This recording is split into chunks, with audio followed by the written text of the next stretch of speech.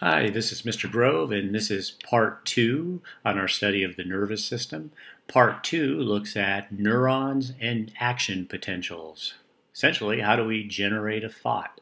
And you want to, of course, keep following along in the textbook, and this is pages 235 to 240 in your textbook. Let's get started. A nerve impulse or action potential is generated whenever you want to carry a thought.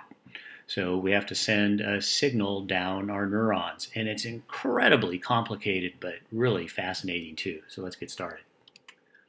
The path of a nerve impulse is always one direction. This graphic is showing you a sensory neuron in our ears picking up a ringing telephone and sending the signal from the sensory neuron to what neuron is this? Found inside the central nervous system.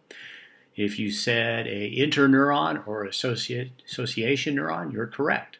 So it processed that information and decided to create an action, and so it sent the impulse down a motor neuron. And the motor neuron went to a muscle, and you picked up the ringing telephone.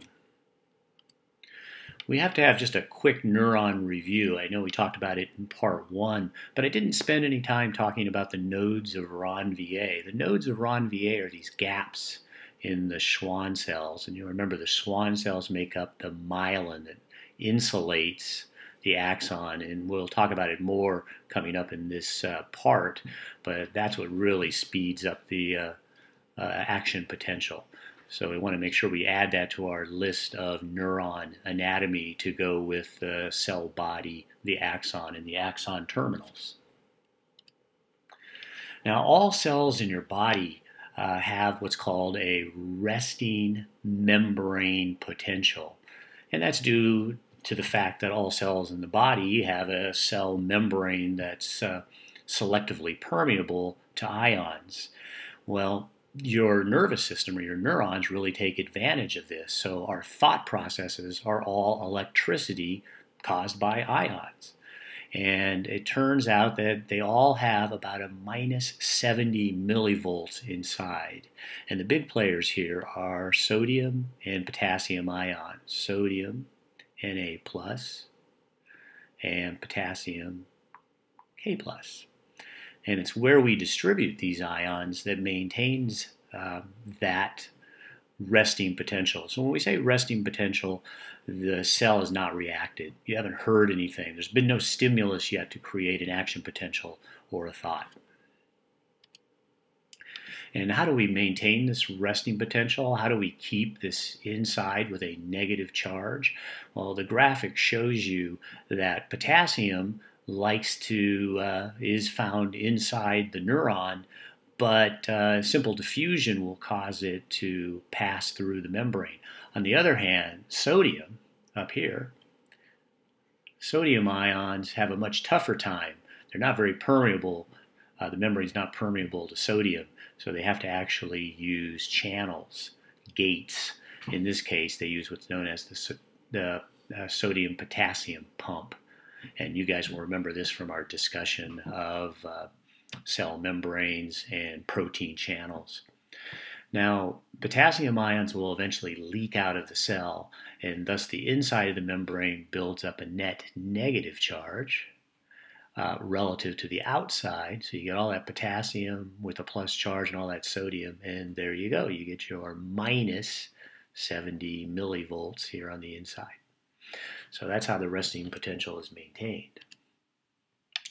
Now, an action potential is called a depolarization. Something stimulated you.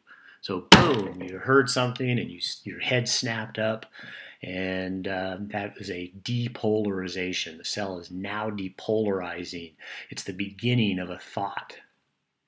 Okay, and it's known as an action potential, AP.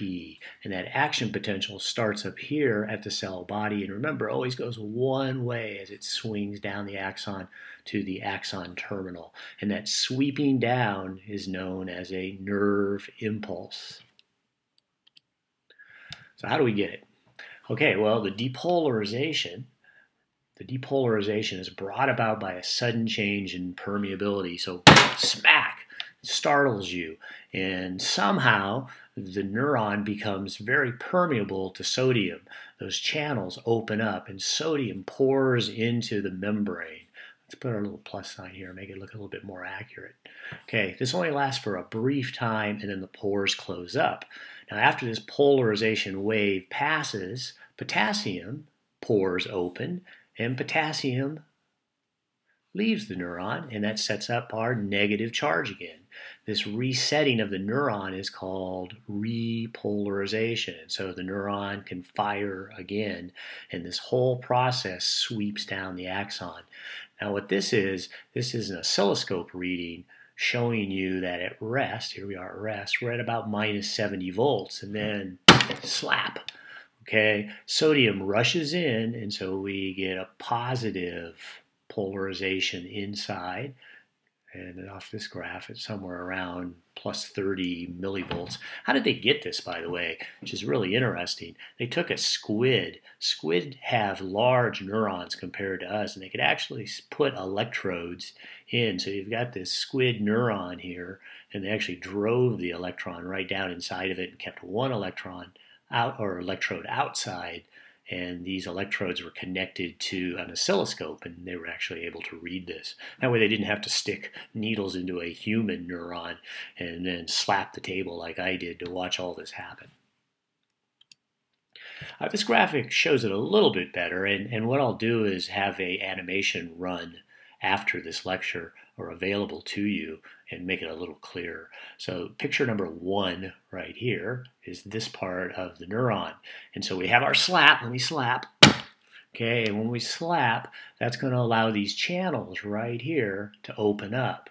And when these channels open up, sodium is going to come racing in. Okay, and that's what we see over here in part 2.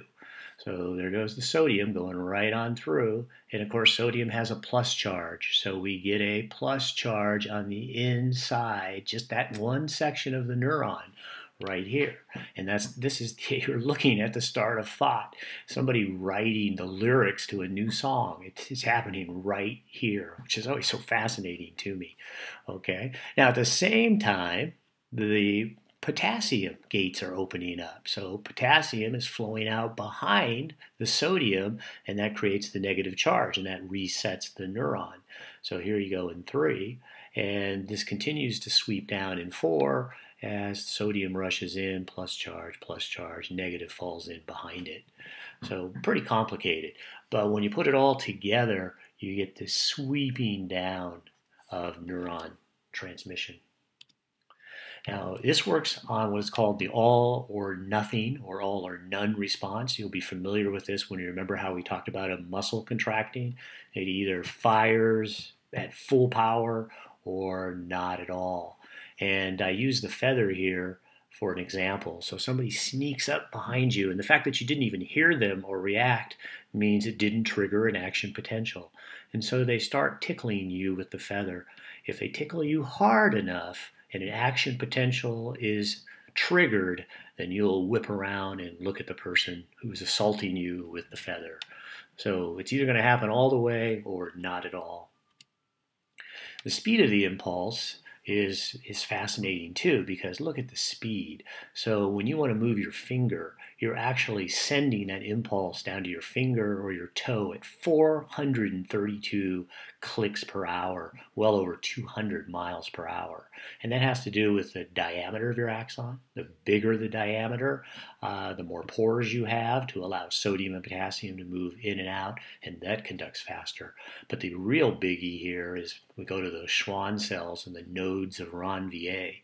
Are they surrounded by myelin? Are they insulated? If they are, you get what's called saltatory conduction. And salta from the Latin, which means to jump. And so instead of the impulse just kind of slowly moving with positive and negatives this way, the signal actually leaps from one node to the other. And so you get that high speed of 200 plus miles per hour. So certain diseases attack this myelin and strip the myelin. I'm thinking of multiple sclerosis and ALD, and instead of 200 miles per hour, you're reduced to like 0.2 miles per hour. And so paralysis results because you just can't function at that low speed of impulse. Now, how do we go from one neuron, so this is neuron number 1, to neuron number 2? Remember, there's a gap, and that gap is called a synapse. So the first neuron in front of the synapse is called the presynaptic neuron, and the neuron after it is called the postsynaptic neuron. So this impulse of positive charges is going to stop right here, right? Because there's a gap. So how do we get across that gap? Well, you'll remember we had to get across a gap when we were making muscles contract, and it works the same way. So you've got this impulse coming down, and then you've got neurotransmitters. Okay, and these neurotransmitters are kept inside vesicles. And so as this impulse comes down, these neurotransmitters will fuse with the cell membrane and unload. And there you go, unload their neurotransmitter, and that kicks off the AP in the postsynaptic neuron. And this is where drugs have a lot of effect on us, because this is a purely chemical process of neurotransmitters having to move across the gap and then be brought back up or eliminated completely to stop the transmission from happening over and over and over. Now, there's a lot of different neurotransmitters out there. We've looked at acetylcholine already because it stimulates muscle contraction. But there's proteins or amino acids that also connect to neurotransmitters like norepinephrine and dopamine. Dopamine, the feel-good neurotransmitter. Serotonin, also another mood booster. And endorphins, you hear a lot about people that like to run and exercise heavily, reducing pain. And again, they're all neurotransmitters that are going to move across this synapse. And we can't finish this discussion without talking about drugs, because a lot of drugs work at the synapse or act as a neurotransmitter themselves. And curare is a poison made from the poison arrow frogs in South America, and they cause paralysis by actually blocking receptors at the neuromuscular junction. So you've got your neurotransmitters trying to float across, and curare is putting up a wall, and so the receptors can't pick them up over here. And that leads to paralysis because you can't, acetylcholine can't get across and you can't contract a muscle. Strychnine, a horrible poison, is still used in the United States to kill mice and rats, but it can kill people just as easily. And it's a neurotoxin that works at the postsynaptic motor neuron. And if I remember correctly, it actually prevents an inhibitory neurotransmitter, a neurotransmitter that would actually try to stop the impulse at the postsynaptic motor neuron. And so when you cut that off, you get uncontrolled muscle contractions, which they say leads to an extremely painful death. And I'll just take their word for it. I realize you wouldn't be able to breathe because your respiratory tract operates off muscle contractions. So you could die of suffocation too.